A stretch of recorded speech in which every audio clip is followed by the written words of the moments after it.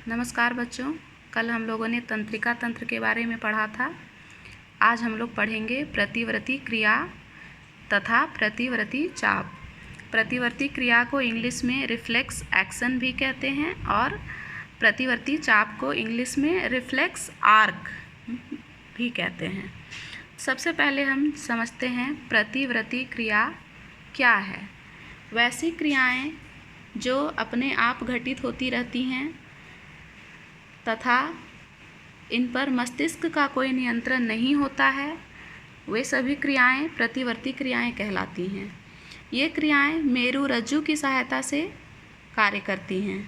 उदाहरण के लिए खांसना, छींकना, ठंड लगने पर कांपना इत्यादि। ये क्रियाएं प्रतिवर्ती क्रियाएं दो प्रकार की होती हैं: सरल प्रतिवर्ती क्रियाएं, छींकना, खांसना आदि, और उपार्जित प्रतिवर्ती क्रियाएं, तैरना, साइकिल चलाना इत्यादि। सरल प्रतिवर्ती क्रियाएं वैसी प्रतिवर्ती क्रियाएं हैं जो जन्मजात होती हैं तथा जिन्हें सीखने की आवश्यकता नहीं होती है और इनमें हम किसी तरह का कोई परिवर्तन भी नहीं कर सकते हैं। उपार्जित प्रतिवर्ती क्रियाएं वैसी क्रियाएं होती हैं जिसे हम ट्रेनिंग या प्रशिक्षण द्वारा सीखते हैं। तो अब हम देखते हैं प्रतिवर्ती चाप के बारे में। पहले हम समझते हैं कि प्रतिवर्ती चाप किसे कहते हैं। इसको हम लोग इस तरह से समझ सकते हैं: ग्राही अंगों से संवेदी तंत्रिका कोशिकाओं द्वारा मेरुरज्जु में लाना तथा यहाँ से प्राप्त आदेशों को प्रेरक तंत्रिका कोशिकाओं द्वारा ऐच्छिक पेशियों तक पहुँचाने के मार्ग को प्रतिवर्ती चाप या रिफ्लेक्स आर्क कहते हैं। इसे हम इस चित्र के माध्यम से समझते हैं जिस प्रकार इसमें दिखाया गया है।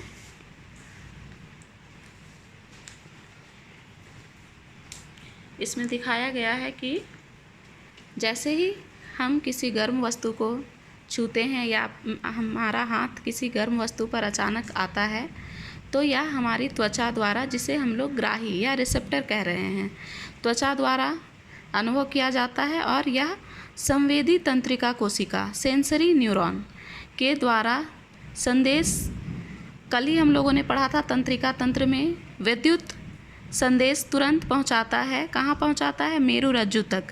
और मेरुरज्जु में यह प्रतिसारण तंत्रिका कोशिका, जिसे हम लोग रिले न्यूरॉन भी कहते हैं, उसके द्वारा इस संदेश को तुरंत मोटर न्यूरॉन या फिर प्रेरक तंत्रिका कोशिका के पास भेजा जाता है, जिसमें यह संदेश होता है कि हमें हाथ को हटाना है या फिर हमें उसके प्रति प्रतिक्रिया देनी है।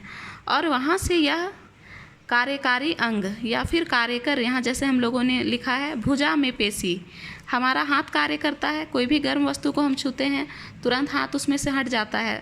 तो यह हाथ को जो सिग्नल आया या जो मैसेज आया वह किसके द्वारा आया? मस्तिष्क के द्वारा नहीं।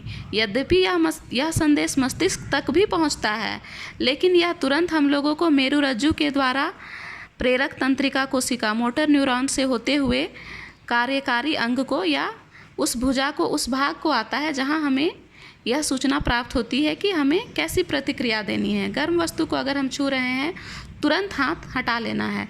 यह पूरा कार्य मेरुरज्जु के द्वारा संपन्न किया जाता है। इसमें मस्तिष्क का रोल नहीं होता है। यद्यपि ऐसी सूचनाएं मस्तिष्क तक भी जाती हैं, चूँकि मस्तिष्क तक पहुंचने और उसके बाद मस्तिष्क द्वारा सिग्नल देने और उसके बाद उसकी प्रतिक्रिया करने में काफ़ी समय लग जाएगा। इसलिए हम लोग यह मस्तिष्क के नियंत्रण से कार्य नहीं करता है। यह मेरुरज्जु के द्वारा ही कार्य करता है। मेरुरज्जु क्या है? स्पाइनल कॉर्ड है, जो कि सेंट्रल नर्वस सिस्टम का एक भाग है। तंत्रिका तंत्र का ही एक भाग है स्पाइनल कॉर्ड। अब हम देखते हैं प्रतिवर्ती चाप के घटक।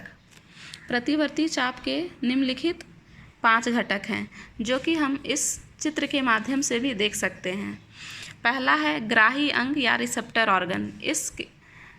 इसमें यहाँ पे यह ग्राही अंग हमारा हाथ है जो कि ऊष्मा को अनुभव कर रहा है।